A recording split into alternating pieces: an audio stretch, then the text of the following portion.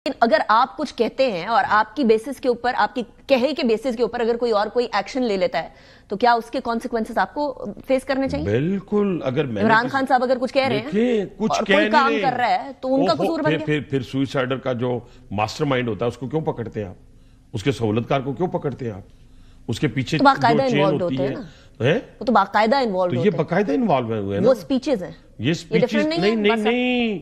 अभी देखे ना अनिका, हम लोगों को ना, अपने लोगों को कंफ्यूज ना करें। 250 मुकामात पर एट ए टाइम हमला होता है। ये तो अल्लाह का करम है, 9 मई शोरश बरपा नहीं हुई। ये जो आप फिर दुनिया को क्या दिखाती हैं? मैं 26 नवंबर की बात भी साथ कर ले, मिला लेते हैं ना, फिर उससे पहले वाली 2014 वाली बात भी कर लेते हैं ना।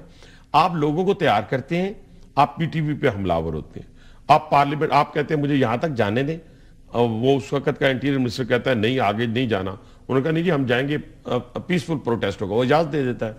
आप पीटीवी में घुस जाते हैं, आग लगा देते हैं, आप पार्लियामेंट हाउस की दीवार को तोड़ देते हैं, आप सुप्रीम कोर्ट के ऊपर हमलावर हो जाते हैं, आप पीएम हाउस के दरवाजों के ऊपर जाके डंडे मारते हैं, आप वहां पे जो लॉ इन्फोर्समेंट फोर्सेस के लोग होते हैं उनको जमीन पे लिटा के मारते हैं।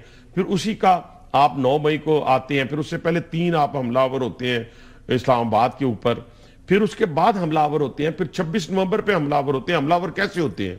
कफन पहन के, अपने जितने सरकारी वसाइल हैं उनके साथ, क्रेनों के साथ, गाड़ियों के साथ, वेपन्स के साथ, शेल के साथ, शेल गन के साथ, और आप आते हैं यहां पर और रेंजर्स को भी कुचलते हैं, कांस्टेबल को भी शहीद करते हैं। साहब उनका पॉइंट ऑफ व्यू जरा सा डिफरेंट है। ये बताएं क्या उनका पॉइंट ऑफ व्यू ये है कि हमने तो कुछ नहीं किया। अच्छा सुने ना, हमें हमारे लोगों को शहीद किया गया, पीटीआई के साथ जुल्म हुआ। आपने शबली बरार साहब की बात सुन ली है? वो कहते हैं हम बेसिकली वो हैं जिनको सारे काम किए गए। ये सबसे बड़ा खतरनाक खेल खेल रहे हैं, खतरनाक खेल ये दुश्मन के हाथों में खेल रहे हैं। कैसे खेल रहे हैं? कौन सा दुश्मन? मैं अगयार जो पाकिस्तान के अंदर बीएलए को सपोर्ट करता है, जो ख्वारिज को सपोर्ट करता है, वही बानी पीटीआई को सपोर्ट करते हैं। छोड़े ना, मैं गैर जिम्मेदार आदमी नहीं हूं ना, ठीक है? कोई और मुल्क? वही बच्चा जो अमेरिका को कहता है कि जनाब आपका जो पाकिस्तान का जो मिसाइल प्रोग्राम है वो मेरे लिए नहीं आपके लिए खतरनाक है, वही बच्चा ना सारा कुछ, वही उसी बच्चे के लिए सारा कुछ पापड़ बेल रहे हैं ना बानी पीटीआई मिलकर। लेकिन पाकिस्तान ना शाम है, ना इराक है, ना लीबिया है। अब आ रही थी मुज़ाकरात की बात। हर बंदे का अपना अपना पॉइंट ऑफ व्यू हो सकता है। मेरा अपना पॉइंट ऑफ व्यू हुकूमत में रहते हुए, मेरा पॉइंट ऑफ व्यू ये है कि जब तक आप 9 मई के मास्टरमाइंड्स को और मंसूबा साजों को नहीं पकड़ते तो इन बच्चों के साथ फिर जुल्म होगा। तो फिर मुझे एक बात इनके साथ जुल्म होगा।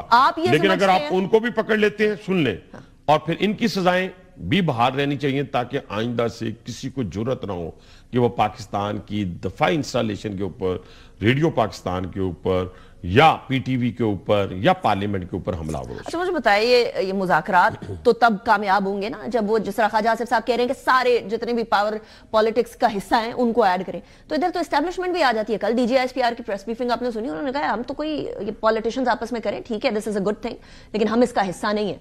तो ये ख्वाजा साहब कह रहे हैं तब तक मुज़ाकरात नहीं जब तक सबको ऐड ना करें, आप फरमा रहे हैं कि मुज़ाकरात नहीं होने चाहिए, फायदा कोई नहीं है। तो ये पीएमएलएन डिवाइडेड है तो मुज़ाकरात का फायदा क्या? तो मैंने कब कहा कि फायदा होगा, या फायदा नहीं है, या हम कब मिन्नत तरला करने गए थे आए हमारे साथ मुज़ाकरात करें? हम तो नहीं गए, हमने तो नहीं जाकर कहा कि आए जनाब हम बैठे हुए आपका इंतजार कर रहे हैं। ये मिन्नत तरला तो इन्होंने किया है।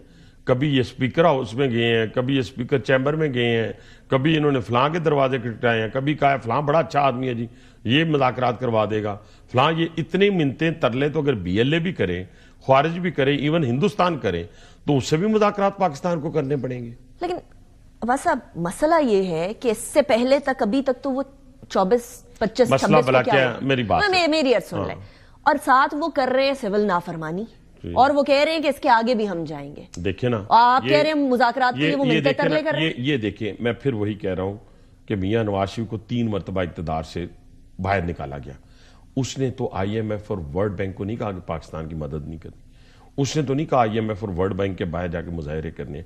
उसने तो नहीं कहा बाहर से कि तरसीलात ज़र जो है, जो पैसा है पाकिस्तान नहीं भेजना। उसने तो नहीं कहा कि बिजली के बिल जमा नहीं कराने। उसने तो नहीं कहा कि टैक्स जमा नहीं करना। उसने तो कभी नहीं कहा। हमने तो कभी इनके साथ हुआ क्या है? देखिए ना, हमारे साथ तो ये हुआ कि हमें एक बंदे को जिसका नाम हमजा शहबाज है, जिसने सबसे ज्यादा जेल काटी है। फिर इलेक्शन से पहले आपने मियां मोहम्मद नवाज शरीफ को उठा के जेल भेज दिया, उसकी बेटी को जेल भेज दिया, उसके दामाद को जेल भेज दिया, मैं चला गया, 4 लोग जेल में थे, मुझे 25 साल कैद दी गई, 25 साल। वो जज भी उसको खुदा का खौफ नहीं आया, वो उसी तरह का जज था जिसने 53 साल पहले जुल्फकार अली भट्टो को फांसी दे दी। और आज वही सुप्रीम कोर्ट कह रही है, सुनती जाए, वही सुप्रीम कोर्ट कह रही है कि ये जुल्म हुआ है। जुल्म, वो जुल्फकार अली भट्टो वापस तो नहीं आएगा।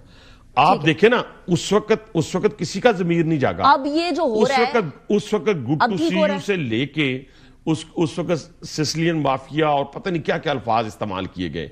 और उन लोगों को आज एक और चीफ जस्टिस साहब है, जस्टिस जहीद जमाली साहब, वो फरमाते हैं कि पनामा केस में मियां मोहम्मद नवाज शरीफ को जो निकाला गया, गलत निकाला गया। चले, और खुद वो भुट्टो साहब वाला गलत हुआ, मियां नवाज शरीफ वाला भी गलत हुआ, आपके वो गलत हुआ, तो अब जो हो रहा है वो ठीक हो रहा है। बिल्कुल।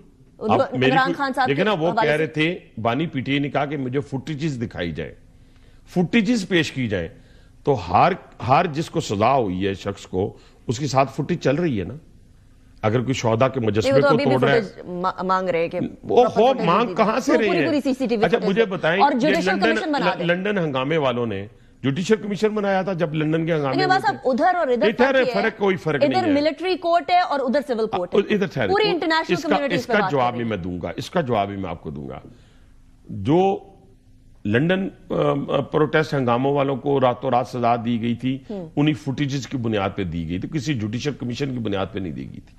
2021 वाला कैपिटल हिल वाला जो हमला है, उसके अंदर भी सजा जो है वो फुटेजेस की बुनियाद पे दी गई। ठीक हो गया। अब एक मुजरिम के साथ फुटेज लगा के अब आप कहेंगी कि कल आपको इस सर्कल से गुजरना पड़ेगा, आप सियासी लोग हैं। मैं उसकी तरफ बात नहीं, पहले मुझे मिलिट्री कोर्ट और ये वाला तो मवाजना करना आ गया ना। आपके सवाल का जवाब देने आप कहेंगी जी आपको भी तो मिलिट्री कोर्ट से गुजरना पड़ सकता है, यही है ना सवाल। मैं बार बार कह चुका हूं कि मेरा बेटा, मेरा भाई, मेरा रिश्तेदार, मेरा पॉलिटिकल वर्कर खुदा न खास्ता कल अगर रावलपिंडी कोर कमांडर हाउस में जाता है, हमजा कैंप में जाता है, GHQ में जाता है, तो वो फौजी अदालत में जाए।